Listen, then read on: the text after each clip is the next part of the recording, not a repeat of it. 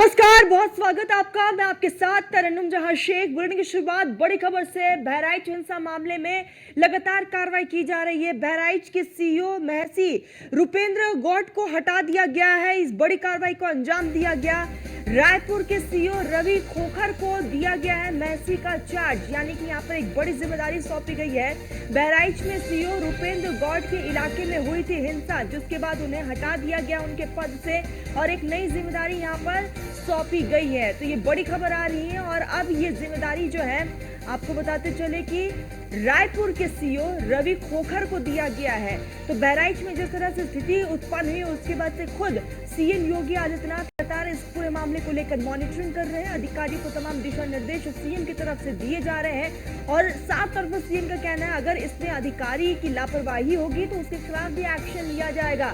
और उसी की एक तस्वीर देखने को मिल रही है जहां बहराइच के सीईओ यहाँ पर रुपेंद्र गौड़ को हटा दिया गया है। आपको बताते चले कि अब ये बड़ी जिम्मेदारी रायपुर के सीईओ रवि खोखर को दी गई है और ऐसे में अब सीईओ रवि खोखर इस पूरे मामले को लेकर तहकीकात करेंगे, जांच पड़ताल करेंगे, तफ्तीश करेंगे।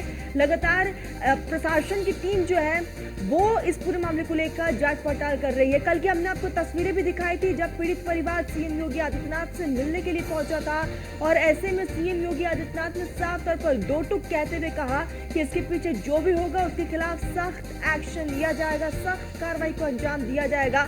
और लगातार एक के बाद एक कई बड़ी कार्रवाई की गई। अब तक 25 से ज्यादा लोगों को हिरासत में लिया गया और साथ ही उस वक्त जो अधिकारी वहां पर मौजूद थे उनको भी सस्पेंड कर दिया गया, उनको भी हटा दिया गया। और एक यहाँ पर बड़ी खबर ये आ रही है कि बहराइच में सीईओ रुपेंद्र को अब हटा दिया गया और ये जिम्मेदारी रायपुर के सीईओ को दे दी गई है। तो ये बड़ी खबर आ रही है बहराइच हिंसा मामले से जुड़ी हुई, जहां बहराइच के सीईओ महसी रुपेंद्र गौड़ को हटा दिया गया है और अब ये बड़ी जिम्मेदारी रायपुर के सीईओ रवि खोखर को दिया गया है। अब रवि खोखर इस पूरे मामले को लेकर तहकीकात करेंगे, जांच पड़ताल करेंगे और बहराइच अब उनके अंडर में है। सहयोगी एसके हमारे साथ जुड़ चुके हैं। एसके, साफ तौर पर सीएम ने दो टूक कहा था कि अगर अधिकारियों की लापरवाही होगी तो उनके खिलाफ भी एक्शन लिया जाएगा और बड़ी कार्रवाई करते हुए सीईओ को हटाया गया। लेकिन सबसे बड़ी बात एसके ये कि सीईओ रवि खोखर को बड़ी जिम्मेदारी दी गई है। बिल्कुल निश्चित तौर पर मुख्यमंत्री योगी आदित्यनाथ पूरी घटना को लेकर काफी गंभीर है और मुख्यमंत्री ने पहले ही स्पष्ट कर दिया था कि दोषी चाहे कोई भी हो, जिन लोगों ने इस घटना को अंजाम दिया है, जिनकी तरफ से यह सांप्रदायिक घटना हुई, उनके खिलाफ भी एक्शन होगा। और साथ ही साथ अगर उत्तर प्रदेश पुलिस या प्रशासन का कोई भी आदमी जिम्मेदार है जिसकी लापरवाही से यह घटना बड़ी हो गई, अगर वो समय रहते एक्शन लेते तो शायद इतनी बड़ी घटना नहीं होती, उनके खिलाफ भी एक्शन होगा। हालांकि इसके पहले आपने देखा होगा चाहे वो हरदी चौकी इंचार्ज रहे हो या महसी थाना इंचार्ज रहे हो, दोनों को पहले ही सस्पेंड किया जा चुका है। उसके बाद अब महसी के सीईओ को भी हटा दिया गया है और सीईओ को हटाने के बाद रवि खोखर को वहां पर जिम्मेदारी दे दी गई है, क्योंकि ये वही क्षेत्राधिकारी का क्षेत्र है जहां पर घटना हुई है, जहां पर अलग अलग गांवों में हिंसा हुई और एक युवक की जान चली गई थी, कई लोग घायल हो गए थे। इस पूरे मामले को लेकर उत्तर प्रदेश सरकार काफी गंभीर है और सीधे तौर पर एक मैसेज भी देने की कोशिश है कि चाहे अधिकारी कोई भी हो, क्योंकि अभी चौकी इंचार्ज, उसके बाद थाना इंचार्ज, उसके बाद सीईओ सस्पेंड किए जा चुके हैं और सीईओ हटाए जा चुके हैं। तो ऐसे में कहीं न कहीं मैसेज बिल्कुल साफ है कि उत्तर प्रदेश सरकार कहीं कोई कोताही नहीं बरतना चाहती है।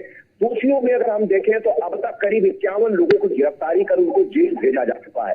साथ ही साथ अगर हम देख लें तो 1 दर्जन लोगों के खिलाफ मुकदमे दर्ज हुए हैं, जिसमें 7 नामजद, बाकी 3 अज्ञात है। और उस तहरीर में भी लोगों के नाम बढ़ाए जा रहे हैं, क्योंकि जैसे सीसीटीवी फुटेज और बाकी जो वीडियोज उपलब्ध है उनसे लोग डिटेन हो रहे हैं, उनके नाम उसमें डाले जा रहे हैं, क्योंकि बहुत सारे लोग ऐसे बिल्कुल एसके, लगातार इस पूरे मामले को लेकर तफ्तीश जारी। लेकिन एसके, हम ये भी समझेंगे आपसे, क्योंकि अगर रवि खोखर की बात कर ली जाए, अगर उनके कार्यकाल की बात की जाए तो रामपुर में उन्होंने कई अच्छी और बड़ी जिम्मेदारियां उन्होंने निभाई है और ऐसे में क्या सरकार इन्हीं कामों से प्रभावित होकर ये बड़ी जिम्मेदारी उन्हें दी है? बिल्कुल निश्चित तौर पर रवि खोखर का नाम काफी ईमानदार और तेज तर्रार अफसरों में आता है। यही एक वजह है क्योंकि इलाका पूरा संवेदनशील है। हालांकि अभी मौके पर आरएएफ और सीआरपी, उसके अलावा पीएसी की करीब 10 कंपनियां मौके पर तैनात हैं। फिलहाल पिछले अगर हम 48 घंटों की बात करें तो कोई भी हिंसा की खबर नहीं आई है। जो घटनाएं हुई थी उसके बाद जब उत्तर प्रदेश सरकार की तरफ से आला अधिकारियों को मौके पर भेजा गया था, जिसमें उत्तर प्रदेश के DG law and order Amitabh Yash और साथ ही साथ उत्तर प्रदेश के सचिव गृह संजीव गुप्ता लगातार वहां कैंप कर रहे थे। उसके अलावा एडीजी गोरखपुर और साथ ही साथ डीआईजी और उसके अलावा कमिश्नर भी मौके पर थे। तो उसके बाद से चीजें सामान्य होती हुई दिखाई दी है, लेकिन एहतियात के तौर पर कि आगे आने वाले समय में कोई इस तरीके की घटना ना हो, जिसको लेकर प्रशासन और पुलिस पूरी तरीके से चौकन्नी रहे और एक ऐसे अधिकारी की तैनाती की जाए जो कहीं न कहीं इस संवेदनशील इलाके में चीजों को ध्यान में रखते हुए आगे का एक्शन ले। संभवतः इसी वजह से उत्तर प्रदेश सरकार की तरफ से पंचकोकर को सीओ का चार्ज दिया गया है और कहीं न कहीं एक मैसेज भी उत्तर प्रदेश सरकार की तरफ से दे दिया गया है कि कार्रवाई अभी और भी होगी, क्योंकि जो अधिकारी लगातार बहराइच में कैंप कर रहे थे, चाहे वो सचिव गृह हो या उत्तर प्रदेश के एडीजी लॉ एंड ऑर्डर रहे हों, उनकी तरफ से जो चीजें वहां से निकल कर आएंगी, सरकार उन चीजों को भी देख रही है, उनके आधार पर भी एक्शन लिया जाएगा। तो सीधे तौर पर एक स्पष्ट कार्रवाई देखने को लगातार बहराइच में मिल रही है। बिल्कुल, इसके लगातार एक के बाद एक कार्रवाई को अंजाम दिया जा रहा है और जिस दिन बहराइच में जिस तरह से स्थिति पैदा हुई उसके बाद भी खुद प्रशासन ने एक्शन लेते हुए वहां से अधिकारियों को सस्पेंड कर दिया और अब यहाँ पर सीओ को हटा दिया है। यानी कि ये साफ है कि सीएम योगी आदित्यनाथ बिल्कुल भी बर्दाश्त नहीं करेंगे कि प्रदेश का अमन, चैन और शांति पर बात आए।